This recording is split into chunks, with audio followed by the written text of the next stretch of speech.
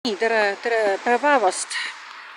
Ma olen siin botaanikaaia lumises rosaariumis ehk siis roosiaias, kus pole ühtegi roosi. No tegelikult nad on siin, aga nad ei õitse. Võtan siin istet, sest siin on päris libe ja lumine praegu ja mõtisklen ühest väga olulisest teemast. Et eile uudiseid sirvides, kahjuks mul on selline halb harjumus. Uudiseid ärge lugege kunagi, nüüd ei ole mõtet lugeda, aga ma kahjuks sirvisin ja nägin ka väga head uudist. Nägin, et üks Eesti filmitegija oli võitnud esimeses astmes kohtus Kultuurkapitali vastu. Ja minu suur lugupidamine sellele isikule, sest selliseid kohtuasju teha on alandav ja valus ja emotsioonid on ebameeldivad aga ta tegi seda ja ta tegi teene mitte ainult endale, siis ta tegelikult ei tea, mis järgmises kohtuastmetes saab, sest tõenäoliselt kaevatakse ikka just edasi nagu Eestis kombeks, aga ta tegi teene väga paljudele teistele inimestele. Ja mina siin mulle tundub, et ma eelmisel kuul sain Kultuurkapitalilt raha, et see oli natuke naeruväärne praegu see mõtisklus, aga tegelikult see on ka hea argument, ma kohe seletan. Et kui Eesti taastas oma iseseisvuse, siis olid mõned kirjutamata arusaamad ja üks kirjutamata arusaam oli kindlasti see, et me toetame teisi väikerahvaid, alati me ei saa seda tegude tasandil teha, sest maailm on selline, nagu ta on.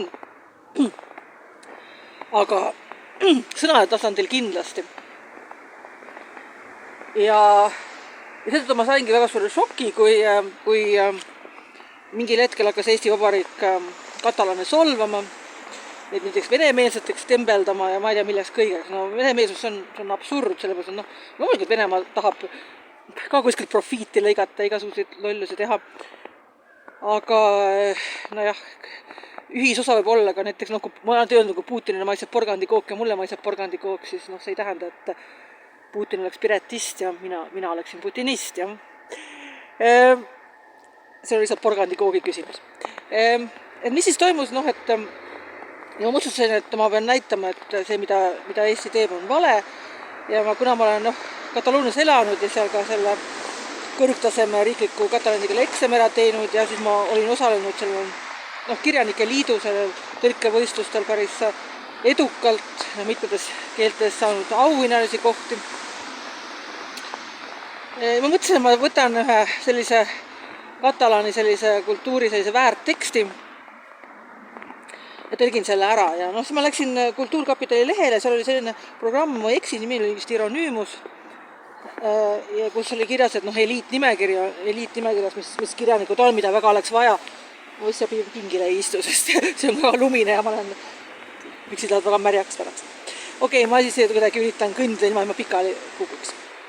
Ma veesin seal leheküljel ja seal oli eliitnimekirjas oli muidugi vana hea Ramon Llull, keda pole kunagi originaalist, selleks poldud kunagi originaalist tõlgitud. Ja võtsin selle projekti enda kanda, tegin ära, siis hakkasin suhtlema kirjastustega, mis oli väga selline ka alandav ja inetu kogemus. Eriti inetu oli need, kes ütlesid jaa ja tegelikult mõtlesid ei. Et nendele, kes ei ütlesid midagi halvasti üldse ei suhtu, selles mõttes, et ei võib alati öelda, kirjastus on üks äriettevõte ja miks ta peaks kõigile jaa ütlema. Inimene teeb ise oma äri, aga need, kes jaa ütlesid ja pärast hakkasid ei ütlema, need oli väga aga nii see kahjuks Eestis on. Aga lõpuks ma ikkagi leidsin ühe toreda kirjastuse, tore kirjastus.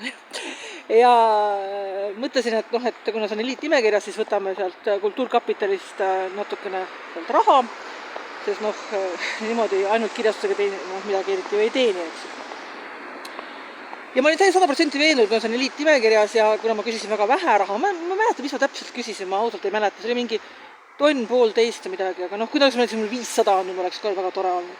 Et ei ole väga teada tuntud inimene, et me anname 500. Et see oleks olnud jumala normaalne. Aga tulemus oli see, et seda ei eraldu seda raha. Ja noh, ja nüüd ongi selline olukord, et ma ei ole päris veendunud, kas see oli minu meelest oli vist Kultuurkapitali raha, vähemalt osaliselt, mis ma eelmine kuu sain, sest noh, mul on ühe väga prestiižse kirjastusega leping palju viletsama värgi tõlkimine kui Ramon Llull kindlasti. No vähem olulise kindlasti. Ja sealt nagu see raha tuli, mis nagu tegelikult on ka hea argument näitamaks, et Kultuurkapital, no põhimõtteliselt mida nad teevad, nad toetavad oma sõpruskonda ja oma sõpru, mis on kriminaalne, selles mõttes, et see ei ole nagu nende raha. Et ma teen alati, mul on see, et mul on iga 6 kuu peale selline hasartmängu eelarve, mis on 50 eurot 6 kuu peale. Ja me enamasti ei mängi neid mänge, kus on võimalik, mis on need euromiljonid, kus on mingi 120 miljonit aega, mingid väga, väga räiged summad, sest ma kardan seda summat võita, sest ma ei suudaks seda summat kuidagi hallata. Aga mõnikord olen mänginud ka seda, kus on need hästi kõrged ja muidugi ma tean, et see on praktiliselt võimatu seda võita.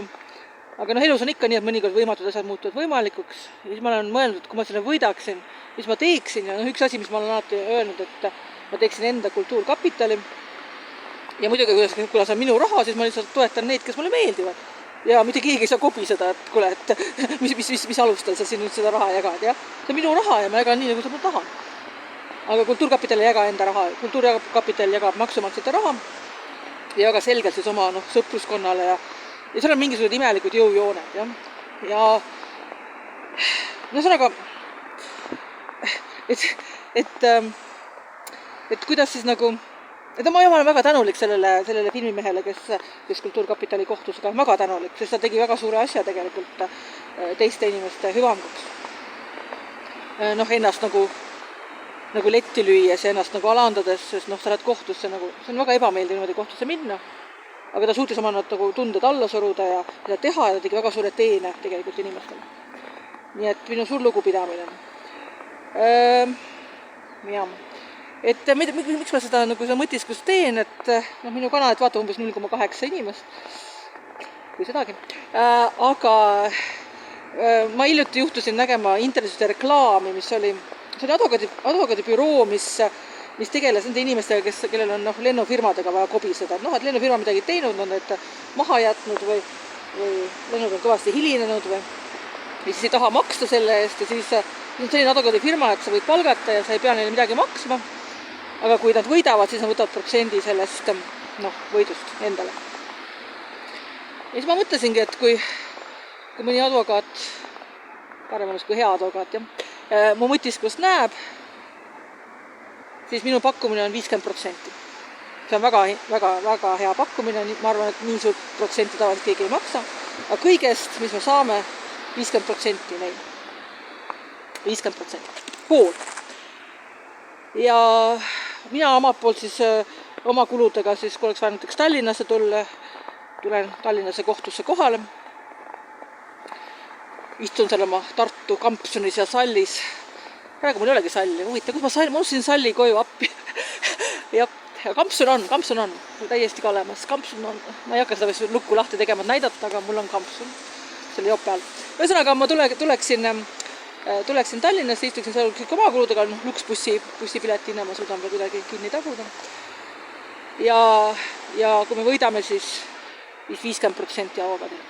Aga kui ei võida, siis mitte midagi. Et kui on mõni advokaat, kes tahab oma CV-sse, et võitlesin Kultuurkapitali,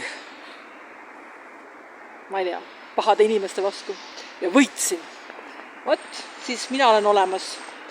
Ja tegelikult selliseid kaasuseid võiks rohkem tulla, et siis võib-olla saaks aru, et üks asi, mis on väga huvitav, oleks vaadata, et alates 2014. aastat, ehk siis Krimmi vallutamisest kuni praeguseni, kui palju on Kultuurkapital toetanud vene keelt ja vene keelest tehtudki asju. Muidugi nende argument on see, et keeled ja rahvus on väga eraldi ja keel on midagi kosmoses kuidagi eraldi ja see on väga selline loll argument, sest juba Machiavelli kui ta rääkis burgundlastest, ta ütles, et kus on burgundlased? Kus on burgundlased? Jah, et sellepärast ei ole, et nad rääkis prantslastega sama keelt ja siis võeti ei ole. Et jah, et see päris nii ei ole, et keel on. Et tegelikult me ei kujuta ette, et mingi 1955, et mingi Prantsusmaa mingisugune Kultuurkapital toetab räigelt saksa keelt. saksa keeles tõlkimist ja me lihtsalt ei kujuta seda ette, eks. Ja umbes saa midagi sarnast. Ja siis võiks nagu seda vaadata ja siis palju asju saaks vaadata tegelikult. Ja kui see asi leiab tõestamist, et miks on nii, et nad panevad ise oma eliitnimekirja kirjaniku ja siis ei ole nõus isegi mõnda 100 eurot andma. Ja see oleks ju nende logoga läinud avaldamisele, see oli vist Hieronymos, on vist selle programmi nimi oli, et selle oleks läinud, selle alla läinud, mitte nagu. Ja need ei tahtnud seda. Ja see raamat on praegu avaldatud, mina sellest mingit tasu enam ei saa, aga kes läheb tore kirjastuse lehele, siis Ramon Llull Loomade raamat või siis ka raamatukogudest saab seda võtta. Nii et üks Euroopa väärtkirjanduse teoseid. Aga jah, ma kordan üle, kui on mõni täkku täis advokaat, kes võtab mu pakkumise vastu, 50%, see on väga-väga hea pakkumine. Või siis, kui midagi ei võida, siis väga toredat kogemust, kuidas Kultuurkapitaliga kohtus piike murda, siis lähme. Ma olen nõus, ma olen ka valmis, et mind on nii palju alandatud juba ja mõnitatud ja halvustatud ja tegelikult Eestis on tegelikult see alandamise gnostitsism, ehk siis sinna ilma kehata. Et kui on kuskil foorumites või internetis või kuskil selline, siis minnakse nagu hästi vastikult ja räigelt. Ja samad inimesed nagu õrnalt õhetavad ja punastavad, kui nendega siis nagu kehalisel tasandil kohtuda. Nii et see on ka väga võiks olla huvitav kogemus. Nii et kus on mu advokaat? Lähme Kultuurkapitali vastu sõtta.